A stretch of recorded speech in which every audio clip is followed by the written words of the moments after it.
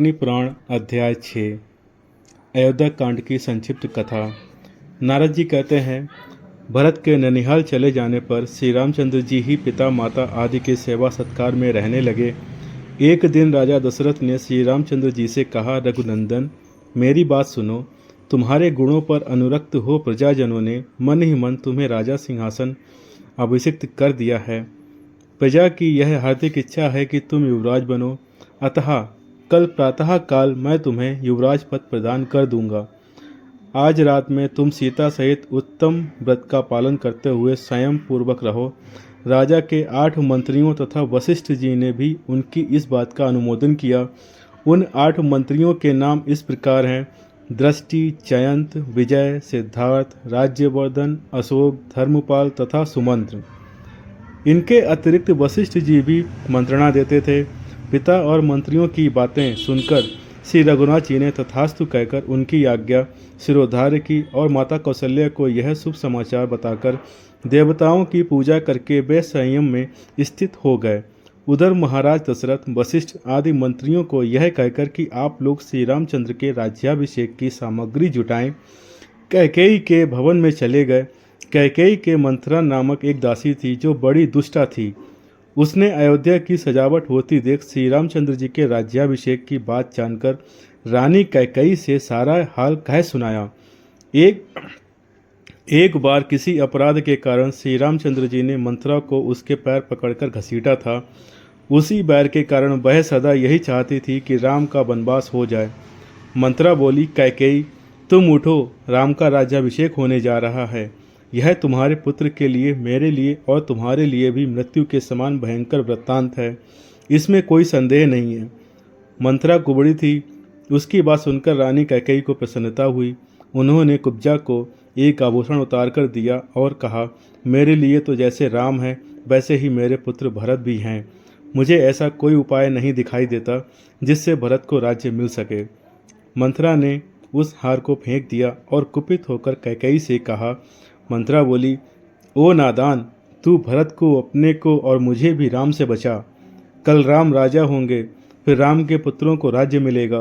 कैकेयी, अब राजवंश भरत से दूर हो जाएगा। मैं भरत को राज्य दिलाने का एक उपाय बताती हूँ।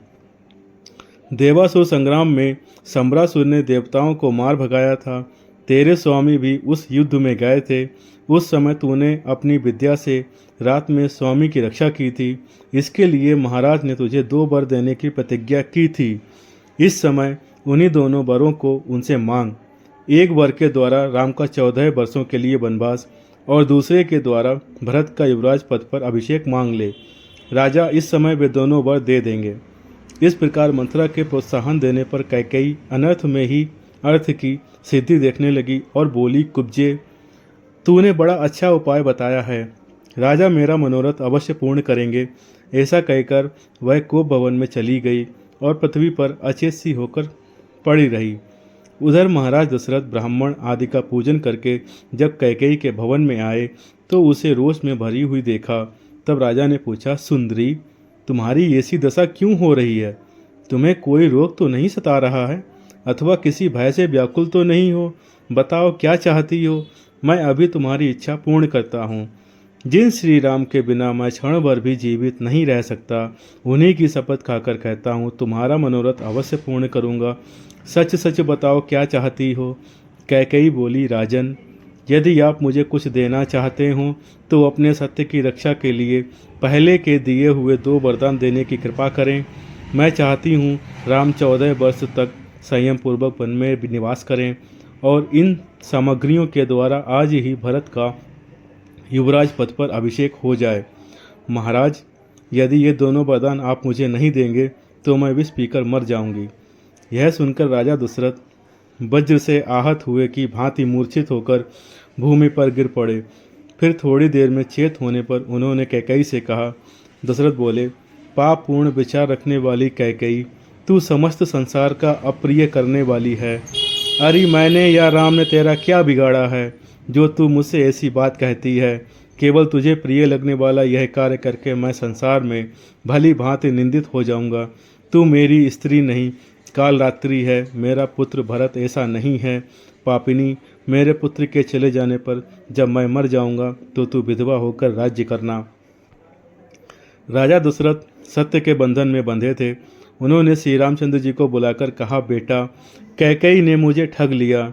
तुम मुझे कैद करके राज्य को अपने अधिकार में कर लो, अन्यथा तुम्हें वन में निवास करना होगा और कैकेयी का पुत्र भरत राजा बनेगा। श्री रामचंद्र जी ने पिता और कैकेयी को प्रणाम करके उनकी प्रदक्षिणा की और कौशल्या के चरणों में मस्तक झुकाकर उन्हें सांत्वना दी। फिर लक्ष्मण और पत्नी सीता को साथ ले ब्राह्मणों, दीनों और अनाथों को दान देकर सुमंत सहित रथ पर बैठकर वे नगर से बाहर चले। उस समय माता पिता आदि शोक से आतुर हो रहे थे। उस रात में श्री रामचंद्र जी ने तमसा नदी के तट पर निवास किया। उनके साथ बहुत से पूर्ववासी भी गए थे। उन सबको सोते छोड़कर वे आगे बढ़ गए। प्रातः काल होने पर जब श्री रामचंद्र जी नहीं दिखाई दिए तो नगर निवासी निराश होकर पुनः अयोध्या लौट आए। श्री रामचंद्र जी के चले जाने से राजा दशरथ बहुत दुखी हुए। वे रोते रोते कैकेयी का महल छोड़कर कौशल्या के भवन में चले आए। उस समय नगर के समस्त स्त्री पुरुष और रानी वास की स्त्रियां फूट फूट कर रो रही थीं। श्री रामचंद्र जी ने चीर वस्त्र धारण कर रखा था। वे रथ पर बैठे बैठे श्रवेणपुर जा पहुँचे। वहाँ निषाद राज गुह ने उनका पूजन स्वागत सत्कार किया। श्री रघुनाथ जी ने इति वृक्ष की जड़ के निकट विश्राम किया। लक्ष्मण और गुह दोनों रात भर जागकर पहरा देते रहे। प्रातःकाल श्री राम ने रथ सहित सुमंत्र को विदा कर दिया तथा स्वयं लक्ष्मण और सीता के साथ नाव से गंगा पार हो वे प्रयाग में गए। वहाँ उन्होंने महर्षि भारद्वाज को प्रणाम किया और उनकी आज्ञा ले वहाँ से चित्रकूट पर्वत को प्रस्थान किया। चित्रकूट पहुंचकर उन्होंने वास्तु पूजा करके अनंतर मंदाकिनी के तट पर निवास किया। रघुनाथ जी ने सीता को चित्रकूट पर्वत का रमणीय दृश्य दिखलाया। इसी समय एक कौवे ने सीता जी के कोमल श्रीअंग में नखों से प्रहार किया। यह देख श्री राम ने उसके ऊपर सींग के अस्त्र का प्रयोग किया।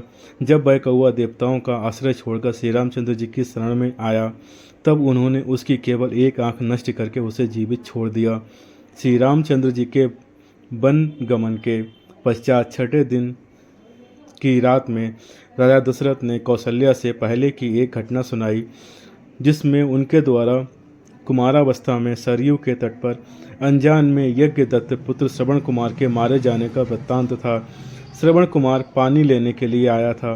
उस समय उसके घोड़े घड़े के भरने से जो शब्द हो रहा था उसकी आहट पाकर मैंने उसे कोई जंगली जंतु समझा और शब्दवेदी बाण से उसका वध कर डाला। यह समाचार पाकर उसके पिता और माता को बड़ा शोक हुआ। वे बारंबार विलाप करने लगे।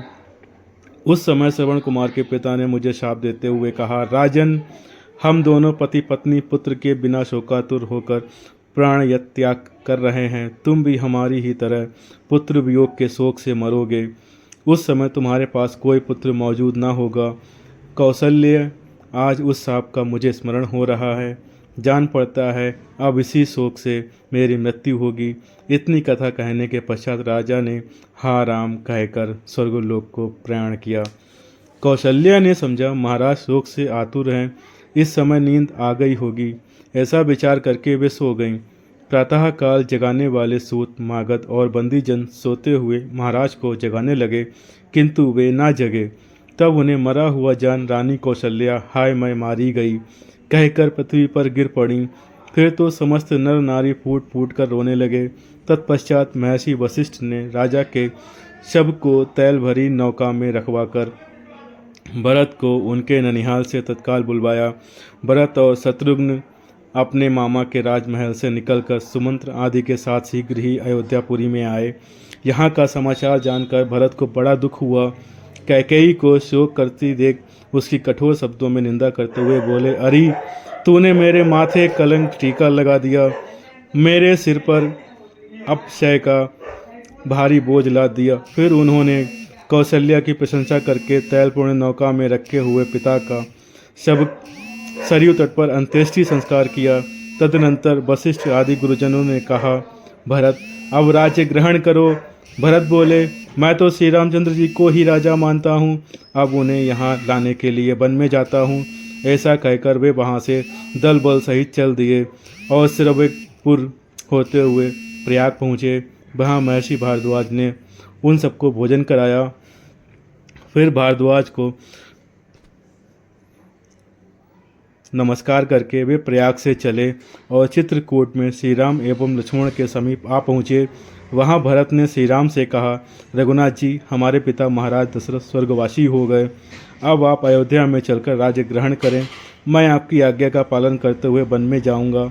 यह सुनकर श्री राम ने पिता का तर्पण किया और भरत से कहा, तुम मेरी चरण पादुका लेकर अयोध्या लौट जाओ। मैं राज्य करने के लिए नहीं चलूँगा। पिता के सत्य की रक्षा के लिए चीर एवं जटा धारण करके वन में ही रहूँगा। श्री राम के ऐसा कहने पर सदल बल भरत लौट गए और अयोध्या छोड़कर नंदीग्राम में रहने लगे। वहाँ भगवान की चरण पादुकाओं की पूजा करते हुए वे राज्य का भली भांति पालन करने लगे। छठे अध्याय का समापन करते हैं।